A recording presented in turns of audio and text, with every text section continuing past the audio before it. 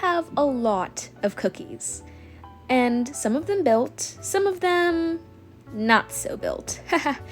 But that doesn't stop me from helping you knowing how building works. So in today's video, my first YouTube CRK video, I'm going to be teaching you what it means to build a cookie, how to get their power-ups, how to make them stronger, and overall to improve your account. Now before I begin, I need to tell you the definition of building. So what is it? In the simplest answer, building is applying any sort of accessory to your character. Here in Cookie Run Kingdom, or CRK for short, those are toppings and biscuits, as well as leveling up your character to level 100 and skill 100 makes their build. Essentially, it's how you make them stronger. So that is our first question covered. But now, what are the different parts and pieces that make up building? That's going to be our next section. First things first, I think this is easiest to see on a cookie that is unbuilt. So, for our today's victim, we are going to be using my level 1 Glinda cookie. She was a special cookie released during the Wicked update, and I just haven't had the time to put an actual set on her. I want you to look at something very specific right now. We're at level 1, skill 1, and also we're at 24k power, with no toppings and no biscuit. Let's see what the difference is by the time we're finished building. First things first, you want to level up your cookie as much as possible. For the purpose of this demonstration, I will not be making Glinda Cookie 100 level because I don't have that kind of materials for it, and this is simply just a tutorial. For now, let's get her to level 50. If you're wondering how I did that, I used a special material upgrade via the Star Jellies. If you're wondering how to get Star Jellies, I can actually show you. The easiest way to get Star Jellies is through today's bounties. Now, as you can see, I've already done my bounties for the day. However, if you want to do them, you can go ahead and click the Tainted Forest Druid, and this allows you to get XP, which are level up materials. These are really helpful when you want to increase your cookie's power. Now, I'm also going to talk about another thing since we're here in the bounties, and that is the Labyrinth Tactician, and this enables skill powder. If you hit enter and hit this little squiggle right here, you're going to see these powders pop up, and these are essential when you're doing skills. I have the question mark one checked right now because it gives you a variety of skill powders once you actually start doing the boss. However, if you're looking for something specific, you can choose through any of the different roles. So now, let's go back to Glinda Cookie. Right now I have her at level 50 out of 100, which is not the maximum upgrade. However, it has unlocked our toppings because you need to be at least level 30 in order to unlock this. And you can also see the green glowing button next to upgrade on our skill. By upgrading our skill, we can go from 36k to 100k in just one click. Now, let's even further this power by enabling toppings. Now, there are a lot of different kinds of toppings, and in this video, I'm going to kind of go over them in general.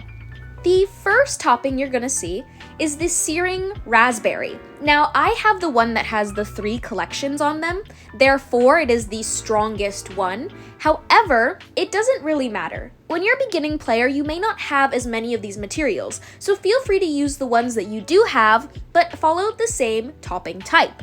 Searing Raspberry enables attack, which basically means your cookie does more damage. Additionally, the Searing Raspberry is one of the most common types in terms of toppings, because almost every cookie has an attack stat. Next on the list, we have the Hard Walnut, and this is a defense topping. I tend to not really use this one a whole lot. Unless you really need a cookie for their survivability, you could use this, but a lot of the times you would rather use damage resist or HP. Next, we have the Juicy Apple Jelly, and this is for crit percent. Crit is short for critical value, which is basically a fancy way of saying that after a certain percentage, your cookie may do a big hit of damage. Let's look back at Glinda Cookie for this example. Do you see where it says crit percent underneath all of her stats right there, and how it says 14.5%? When you're using apple jelly toppings, it will increase this percent, and essentially, right now it is 14.5. So there's a 14.5% chance that Glinda Cookie does a big hit of damage. It's time for our second MVP of the video, the cooldown topping. This is one of the most important toppings as well. When you take a look at your skill, you'll see in the corner it says 14 seconds, and each cookie has a set amount of time that they have to wait before they can use their skill. In order to do this, they have to have something called a cooldown. Cooldown is basically a fancy way of saying that when you apply this topping set, they will spend less time waiting and more time doing damage. Next, we have solid almond, which is basically damage resist. The easiest way to explain this is kind of similar to defense. Your cookie is allowed to take more hits or resist more damage. This one tends to be the third most used topping overall, especially when it comes to defense, charge, and even sometimes healer cookies. These next few ones I'm not going to talk about as much because they're simply just not really used. The first one we have is the Hearty Hazelnut, and this is crit resist. Do you remember how I said that there's a certain percent chance that there's a big damage number dealt? Well, this kind of negates that. But it's just naturally not a good stat if you're running defense or damage resist, because then you can just kind of avoid that in general, so it's not really used as much. Next, we have the Sweet Candy. This amplifies buff, or basically just makes your cookies slightly stronger in one specific area. Again, not as useful across the board when attack, cooldown, and crit are able to make toppings stronger across the board. Fresh Kiwi is our next one, and this is debuff resist. Remember how we just had amplify buff? Well, this does the opposite and makes sure that you don't get hit with negative things. Next is the Healthy Peanut. This corresponds to health points or hit points, essentially HP.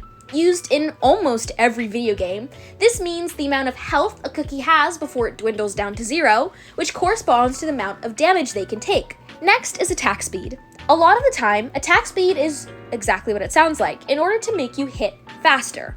Now I want to talk about the components of a topping. When you look at a topping, there are several key places you need to look. First is the number underneath the picture of the topping. The number underneath the topping means how much you have upgraded it. As an example, let's look at a topping that isn't currently upgraded. See, here's the difference. When I hit upgrade, and I hit auto upgrade, you can see all these numbers here. Each of these numbers corresponds to the strength of a topping. In the +6, we have already seen that this topic has gained 1 substat, which is basically the stats underneath the main stat. In green, you can see that it says attack, because this is a searing raspberry. However, underneath that, you can see where it says amplify buff, which is basically a substat that comes along with the topping. Substats are really important, and we're going to get back to them in a bit. Let's say we want to upgrade to +12, which is the maximum upgrade on a searing raspberry M. Now, you can see all the bonus effects, or substats, in the yellow, and when I click off of it, you can see that we are now at the maximum upgrade. Our main stat, which was attack, has gone from 6% to 9%, and we have more substats underneath, being amplify buff, attack, and HP, or hit points. These are really important because they allow your cookies to have stronger points. Let's equip this. Now we have equipped 1 out of 5 different toppings. Now, just for the pace of this example, I'm going to go ahead and equip a bunch of other ones. Now you can see here that I have 5 attack toppings equipped. However, you can mix and match this to your heart's desire. A really common way to mix and match is to do 3 of one topping and 2 of the other, which I can show you in an example here. This I like to call a split set. Because 5 doesn't divide evenly, it's not technically a split set, but bear with me with the names. This means that you are combining 2 sets. You're combining the attack and the cooldown. That way, you are maximizing the best of both worlds. For the purposes of this example, I'll just stick to using one version of this, which being a full attack set. So there we are. We have a full attack set. Let's go to topping tarts. These are a little easier to explain, but basically, they increase whatever you want as an extra stat. So you could equip a searing raspberry tart, a defense, HP, etc., etc. For now, I will also run an attack tart. Let's go to Biscuits. Now, Biscuits are a little more complicated and also not at the same time. Biscuits are these special little things that can equip to your cookie to make them, you guessed it, stronger. The first thing is to equip it, and then you have a bunch of buttons here at the bottom. There's level up, reset, and attune. There's also something I'm not mentioning, that Biscuits also have elemental types, like Pokemon, if you've ever played it. Essentially, each cookie has an elemental type, and when you pair that elemental type together, it can become a lot stronger or do extra damage. Let's look at these buttons down below. You can level up Biscuits just like you level up a cookie.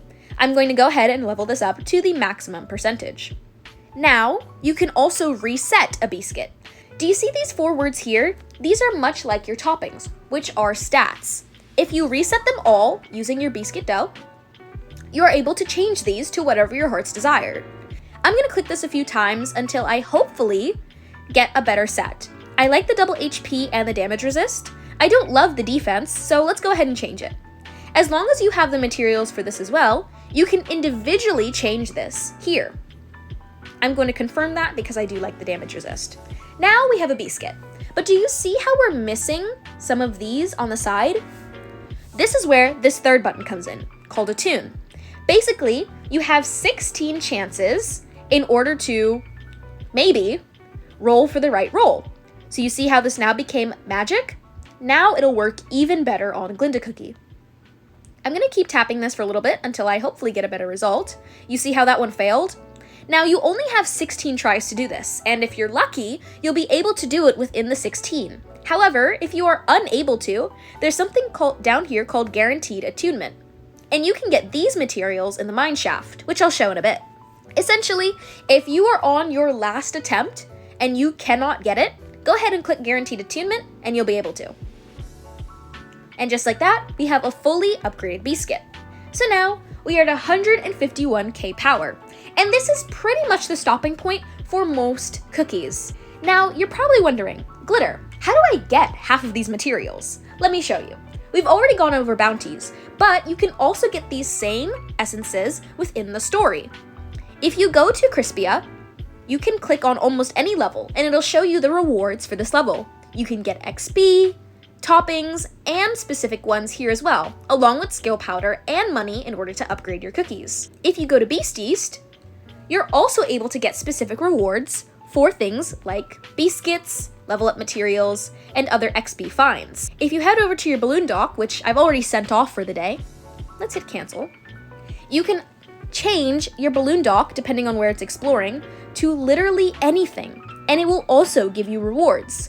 When you're in Crispia, you can get toppings, and when you're in Beast East, you can get Biscuits. The mine shaft also helps you obtain these materials as well. If you click over here and hit mine, a lot of these materials are able to be obtained through your mine shaft. And if you're ever confused on what a cookie might need for their Biscuit or their toppings, there are a few different resources you can use. First is the in-game one. This is called the setting guide, and it will essentially show you the best pieces that all other players are using as a collective data. This allows you to find out what other people are running on their cookies, all the way from the top players in the arena to people who are just starting out.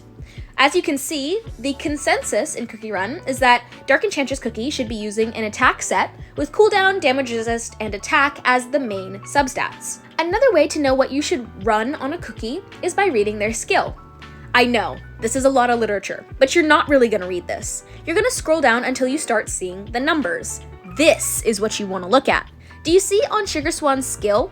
It says, Sugar Feather Healing heals all allies for 60.1% of attack. You can stop reading at this point, because it is directly telling you how Sugar Swan heals. This is directly telling you how Sugar Swan heals. 60% of her attack will be the amount she will heal her team for.